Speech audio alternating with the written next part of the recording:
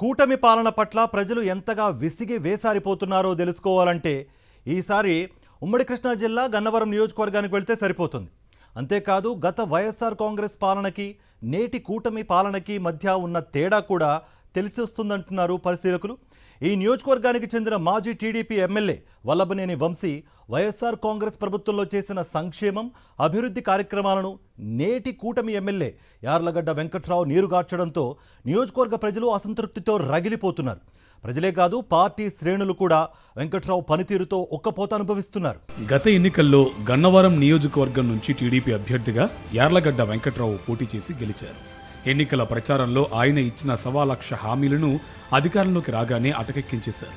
Chandrababu Naidu super 6 హామీలతో పాటు ఎన్నికల మేనిఫెస్టోలో ఇచ్చిన ఇతర హామీలను అమలు చేయడం లేదు. స్థానికంగా యార్లగడ్డ వెంకట్రావు తనిచ్చిన హామీలను పక్కన పెట్టేశారు. కూటమి అధికారంలోకి వచ్చి 2 ఏళ్లు పూర్తయింది. ఈ 2 ఏళ్లలో యార్లగడ్డ వెంకట్రావు నియోజకవర్గ ప్రజలకు అందుబాటులో ఉండడం లేదన్న విమర్శలు ఉన్నాయి. వారంలో 2 రోజులు మాత్రమే ఆయన నియోజకవర్గంలో కనిపిస్తున్నారట. మిగతా 5 రోజులు విజయవాడలో కాలక్షేపం చేస్తున్నారని ఆరోపణలు వినిపిస్తున్నాయి. కేవలం మంగళవారం, శుక్రవారం మాత్రమే ఆయన గన్నవరంలో ప్రజా దర్బార్ కార్యక్రమంలో కనిపిస్తారు. ఆ సందర్భంగా వివిధ సమస్యలపై వచ్చిన వారి వినతులను స్వీకరిస్తున్నారే తప్ప ఏ ఒక్కదాన్ని పరిష్కరించే ప్రయత్నం చేయడం లేదట. గత ఎన్నికలకు ముందు వరకు గన్నవరం ఎమ్మెల్యేగా ఉన్న వల్లభనేని వంశీని ఇప్పుడు నియోజకవర్గం ప్రజలు పదే పదే గుర్తు చేసుకుంటున్నారు. ఎందుకంటే 2019 ఎన్నికల్లో గన్నవరం నుంచి గెలిచిన వల్లభనేని వంశీ 5 ఏళ్లు నియోజకవర్గంలోనే ఉన్నారు. ప్రజలు ఏ సమస్యతో ఎప్పుడు వచ్చినా వంశీ స్పందించేవారు. ఎవరైనా ఏ అనారోగ్య సమస్యతో వంశీ కార్యాలయానికి వచ్చి చెప్పుకుంటే వెంటనే తన మనుషులను పంపించి ఆ బాధితులకు మంచి ఆసుపత్రిలో చికిత్స చేయించేవారు. ఇందుకోసం తన సొంత జేబులో నుంచే డబ్బులు తీసి ఖర్చు చేసేవారు.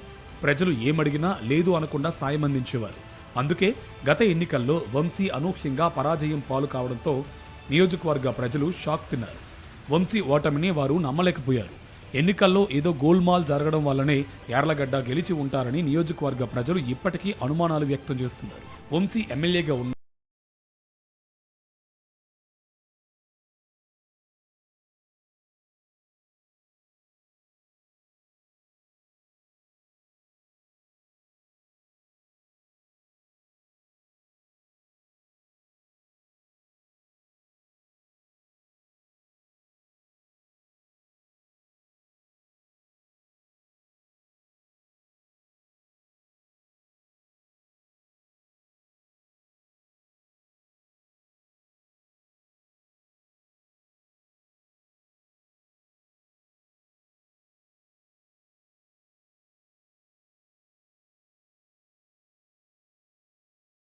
నుంచి నమ్మకంగా పనిచేసిన నేతలకు పదవులు దక్కనీయకుండా మోకాళ్ళు అడ్డుతున్నారని వెంకట్రావుపై మండిపడుతున్నారు ఒక వర్గం నేతలు.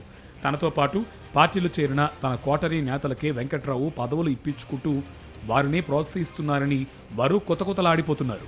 గన్నవరానికి అల్లంత దూరంలోనే కొలువు తీరే చంద్రబాబు నాయుడు కానీ, లోకేష్ కానీ యార్లగడ్డ అరాచక పాలనను పట్టించుకోవడం లేదని పార్టీ నేతలే గుర్రుగా ఉన్నారట. వెంకట్రావును ఇలాగే వదిలేస్తే జనం తిరగబడే అవకాశాలు ఉన్నాయని వారు హెచ్చరిస్తున్నారు.